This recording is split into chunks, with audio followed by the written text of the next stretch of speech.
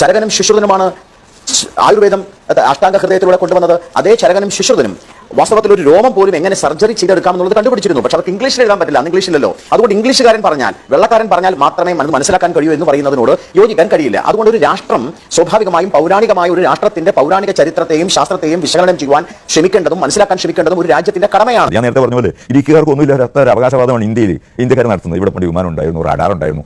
എന്തൊരു അജ്ഞതയാണെന്ന് ആലോചിച്ച് നോക്കൂ. പശുക്കൾ പുല്ല് നിന്നിട്ട് സ്വർണ്ണമാക്കി മാറ്റും എന്ന് പറഞ്ഞാൽ ന്യൂക്ലിയർ സയൻസിനെ കുറിച്ച് എന്തെങ്കിലും വിവരമുള്ള ആളുകൾ പറയുമോ? ഒരു ന്യൂക്ലിയസിന്റെ ഉള്ളിൽ ഒരു ഏത് തരത്തിലുള്ള എനർജി നടന്നാലാണ് ഒരു ട്രാൻസ്മ്യൂട്ടേഷൻ നടക്കുക? മില്യൺ ഇലക്ട്രോൺ വോൾട്ട് എനർജി ഉണ്ടെങ്കിൽ മാത്രമേ ട്രാൻസ്മ്യൂട്ടേഷൻ നടക്കുള്ളൂ. ഒരു പശു ദഹന പ്രക്രിയയിൽ ഇതെങ്ങനെ സാധിക്കും? ഇത്തരം അബദ്ധങ്ങൾ പറയുമ്പോൾ നമ്മൾ സ്വയം പരിഹാസ്യരാകുകയാണ് ചെയ്യുന്നത്. അതുകൊണ്ട് ഇത് അവസാനിപ്പിച്ചില്ലെങ്കിൽ നമ്മുടെ ഭാവി വളരെ കഷ്ടമാണ്. നമ്മുടെ കുട്ടികൾ ഇത് കേട്ടാണ് വളരെ. ഇത്തരം ചർച്ചകൾ കൂടുതൽ അപകടങ്ങൾ സൃഷ്ടിക്കില്ലേ എന്ന് കൂടി. തീർച്ചയായിട്ടും അല്ല.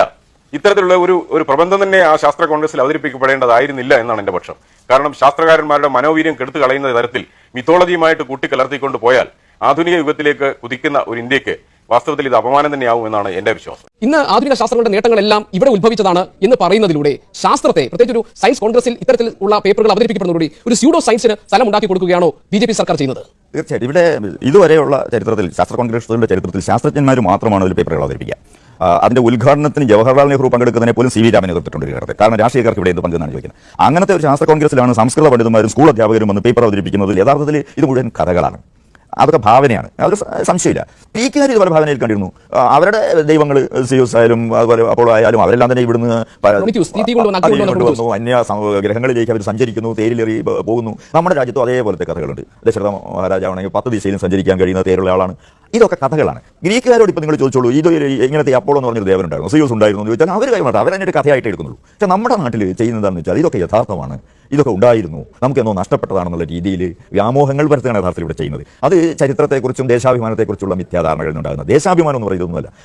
ദേശാഭിമാനം എന്ന് പറയുന്നത് അവിടുത്തെ മണ്ണിനോടുള്ള ഒരു അഭിമാനമല്ല, നമ്മുടെ കഴിഞ്ഞു പോയ തലമുറകളോടുള്ള ഒരു അഭിമാനബോധമാണ്. അവരെന്തൊക്കെ യഥാർത്ഥത്തിൽ കണ്ടെത്തി എന്ന് കണ്ടുപിടിക്കണമെങ്കിൽ അതിന് ശാസ്ത്രജ്ഞന്മാർ ഉൾപ്പെടെ വേണം ഗവേഷണം നടത്താൻ. അല്ലാതെ സംസ്കൃത പണ്ഡിതന്മാർ ഇന്ന് ഗവേഷണം നടത്തിയാൽ ഉത്തരം കാണാനറിയില്ല.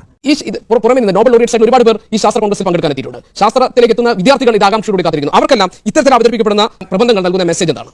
ഇത് ഇന്ത്യയെ ലോകത്തിന് മുന്നിൽ പരിഹാസ്യമാക്കുകയാണ് ഇവർ യഥാർത്ഥത്തിൽ ചെയ്യുന്നത്.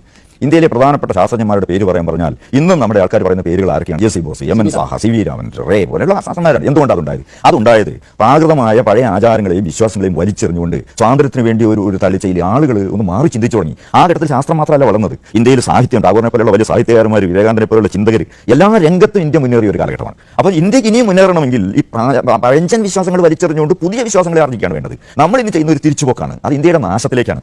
ഇത് ലോകം ഇത് കണ്ടിട്ട് നമ്മൾ യഥാർത്ഥത്തിൽ പരിഹസിക്കുക ചെയ്യുന്നത്.